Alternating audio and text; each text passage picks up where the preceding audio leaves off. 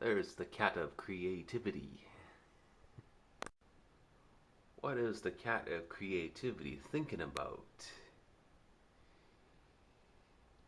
Is that the back of the top of its head, or is it at the front?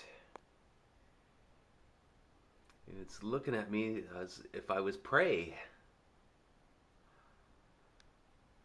I guess I better move along.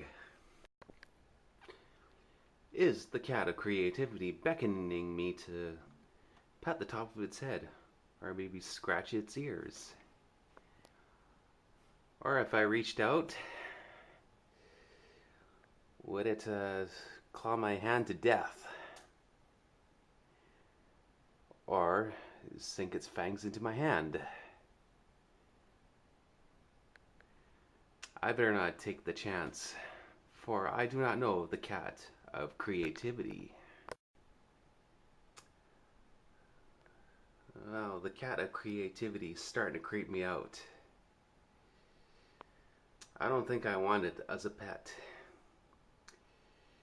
I am scared to fall asleep and fear that it will attack me in the middle of the night. What should I do? I want the cat of creativity out of my house.